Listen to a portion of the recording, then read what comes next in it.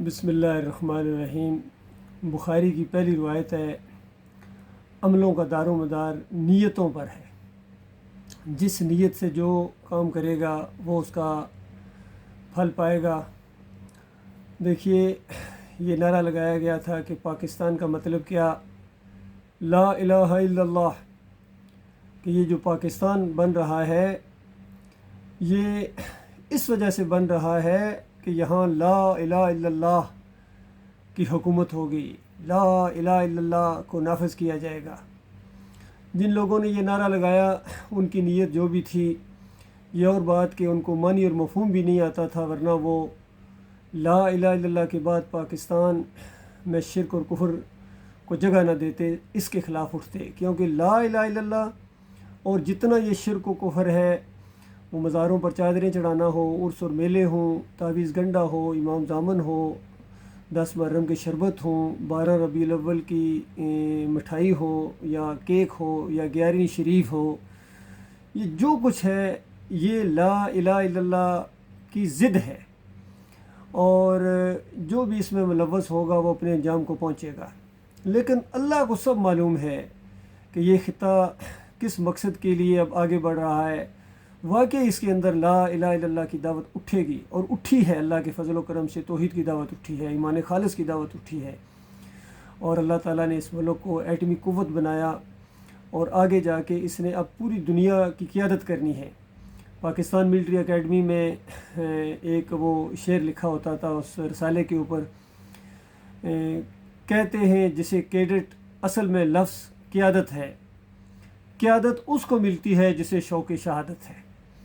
تو یہ شوق شہادت کے ساتھ قیادت جو ملنا ہے، یہ بہت بڑی اللہ کی کرم نوازی ہے، مہربانی ہے، لیکن کڑی شرط کے ساتھ ہے کہ جو بھی کوئی نیک کام کرے گا، عمل صالح کرے گا، من ذکر و انثیٰ، چاہے مرد ہو چاہے عورت ہو، وہو مومن، اور اس کا مومن ہونا بڑا ضروری ہے۔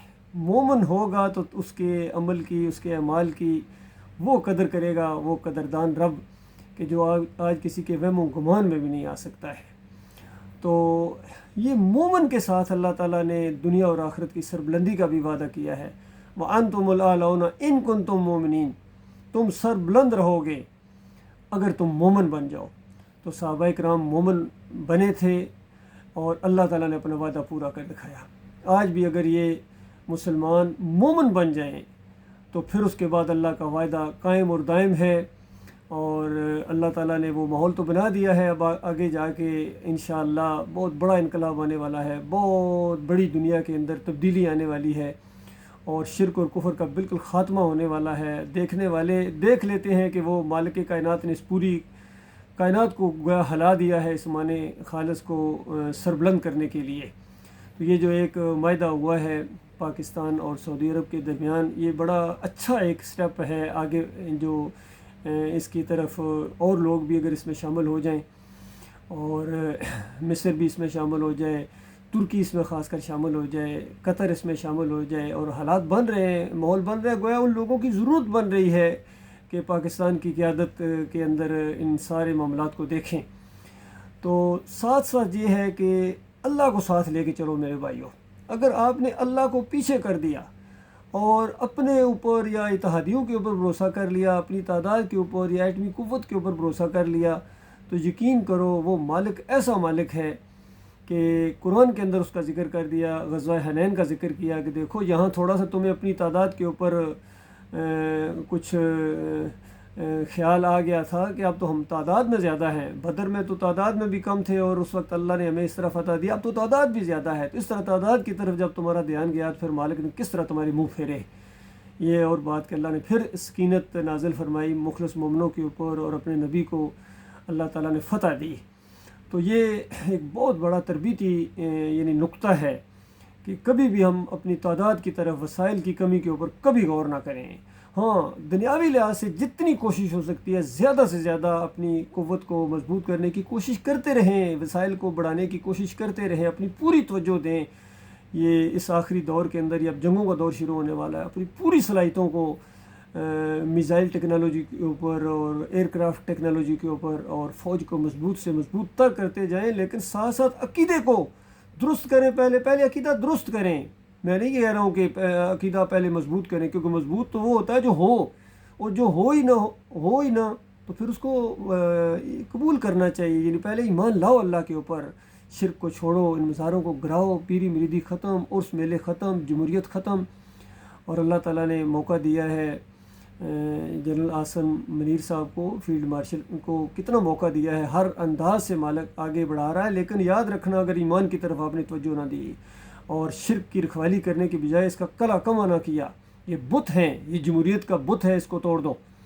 اور مزار ہیں، یہ پیر صاحبان ہیں، یہ درگاہیں ہیں، یہ عرس اور میلے ہیں، یہ جو 10 محرم کو مار کٹائی اور گھوڑے کی پوجا ہوتی ہے، یہ جلوس نکالے جاتے ہیں، کفر و شرک کی انتہا کر دی جاتی ہے، صحابہ اکرام کو کیا کچھ نہیں کہا جاتا ہے. اندازہ لگائیے تو یہ اللہ کی ناراضگی کا باعث بن رہی ہیں یہ چیزیں. لہٰذا ان کو طاقت کے ذریعے ختم کرنا چاہیے. ایمان خالص کا تقاضا یہ ہے کہ برائی کو طاقت کے ذریعے ختم کیا جائے. اللہ نے طاقت دی ہے، یہ اللہ نے آپ کو اتنا بڑا رینک، اتنے بڑے یہ جو وسائل دیے ہیں، یہ اس لیے نہیں دیے کہ شرک کی رکھوالی کی جائے، بلکہ شرک کے خاتمے کے لیے. اب دو ہی باتیں ہیں، یا تو شرک کا خاتمہ کرو گے یا اس کی رکھوالی کرو گے. اور رکھوالی کرتے کرتے اگر اللہ کے ہاں پہنچ گئے تو ساری زندگی کے کارناموں کے اوپر جو کچھ اچھے بھی ہیں ان پر بھی سیاہی پھیر دی جائے گی. اللہ تعالیٰ اس کے اوپر غور و فکر کرنے کی توفیق عطا فرمائے. سارے سعودی عرب کو بھی چاہیے، وہ بھی شرک کے اندر ملوث ہیں. بادشاہت کی گویا پوجا ہوتی ہے اور گنبد کی پوجا ہوتی ہے وہاں، تو یہ اللہ کی ناراضگی کا باعث ہے. نبی علیہ السلام نے قبروں کو کچا رکھنے کا حکم دیا ہے، اس کے اوپر گنبد نہ بنے، لہٰذا اس گنبد کو وہاں سے ریموو کرنا چاہیے اور قبروں کو بھی دوسری جگہ شفٹ کر دیا جائے، اور تاکہ مسجد نبوی بالکل اپنی اصلی حالت میں جو ہے وہ قائم و دائم ہو جائے. ایمان خالص کا وہ مرکز ہو، پوری انسانیت کا وہ ہیڈ کوارٹر ہو، مسلمانوں کا خاص کر وہ قلعہ ہو. وہاں سے توحید کا پرچار کیا جائے، رد شرک کیا جائے وہاں سے، اور پوری دنیا میں اسی طریقے سے پیغام پھر جائیں، خطوط جائیں جو اللہ کے آخری رسول محمد صلی اللہ علیہ وآلہ وسلم نے خطوط بھیجے تھے. اسلم تسلم 2 الفاظ لکھے جاتے تھے. اندازہ لگائیے کہ مسلم بن جاؤ، سرنڈر کر جاؤ، تمہاری اسی میں خیر ہے، تمہیں محفوظ سمجھا جائے گا، اس کے بعد تم محفوظ ہوں گے اور اللہ تعالیٰ کہ ہاں بھی تمہارا اجر ہوگا، دنیا میں بھی تمہیں اللہ تعالیٰ عزت دے گا. اس طرح بڑے لیول پر یہ ایمان عقیدے کی بات کو پوری دنیا کے سامنے آنا چاہیے. اور یہ دعوت اٹھی ہوئی ہے اور یہ عزت پاکستان کو ملی ہے میرے بھائیو. یہ توحید کی دعوت جو اٹھی ہے ڈاکٹر مسعود الدین عثمانی رحمۃ اللہ علیہ کے ذریعے، ساری تاریخ کا جو ایک علمی انداز سے محاسبہ کیا گیا اور کفر و شرک پھیلانے والوں کی نہ صرف نشاندہی بلکہ لسٹ بنا دی گئی کہ یہ ہیں وہ جنہوں نے اللہ کے دین کو بگاڑا ہے. چاہے یہ صوفی ہوں، بڑے بڑے نام ہیں ان کے، لیکن اللہ کے ہاں یہ اللہ کی درگاہ سے راندے ہیں. عبد القادر جیلانی ہو، محی الدین چشتی ہو، علی اجویری ہو، اور شاہ ولی اللہ کا پورا خاندان ہو، اعلیٰ حضرت ہوں یا ابو الاعلیٰ ہوں، ان کی سب کتابیں دیکھیے، مطالعہ کرو. اللہ کے بندو، دوبارہ میں آپ کو دعوت دے رہا ہوں کہ اللہ کی اس نعمت کی قدر کرو جو اس دور کے اندر تمہارے اندر آئی ہے. ڈاکٹر مسعود الدین عثمانی رحمۃ اللہ علیہ، اس اندھیرے میں صرف ایک شمع روشن ہے. اور مزے کی بات، یہ بھی آرمی افسر تھے، آرمی ہی نے سب کچھ کیا ہے. اللہ کے بندو، آرمی ہی نے اس مسئلے کو بھی حل کیا ہے گویا. تو جو آرمی افیسرز ہیں ان کو میں دعوت دے رہا ہوں. میں خود آپ کا پیٹی بھائی جسے کہتے ہیں، میں آرمی افسر ہوں الحمدللہ سے. پنجاب رجمنٹ سے میرا تعلق ہے. 70 PMA لانگ کورس کے ساتھ میں پاس آؤٹ ہوا تھا، JC-B9 کورس. تو یہ سارے میرے کورس میٹس کو بھی کہ پھر رکو اللہ کے بندو، اس دعوت کے اوپر غور کرو. انٹرنیٹ کے اوپر ڈاکٹر عثمانی رحمۃ اللہ علیہ کی بے شمار تقاریر موجود ہیں. میرا اپنا YouTube چینل ہے، خالص ایمان کی دعوت، توحید کی دعوت، سب فرقوں کا رد. کسی فرقے کے ساتھ ہمارا کوئی تعلق نہیں ہے. نہ کبھی ووٹ کا سوال کریں گے آپ سے، نہ نوٹ کا سوال کریں گے آپ سے، نہ چندہ اکٹھا کریں گے آپ سے ان مولویوں کی طرح، اور نہ کبھی آپ سے یعنی قرآن و حدیث کے علاوہ کوئی بات نہیں کریں گے. ایمان خالص کی روح ہے یہ مسئلہ. اللہ کے بندو، یہ موقع اللہ تعالیٰ نے آپ کو دیا ہے. دنیا میں بھی اللہ تعالیٰ آپ کو عزت دے گا، اور آخرت میں مرنے کے ساتھ وہ جنت کی بادشاہی آپ کے حصے میں آئے گی کہ دنیا کی ساری تھکن دور ہو جائے گی.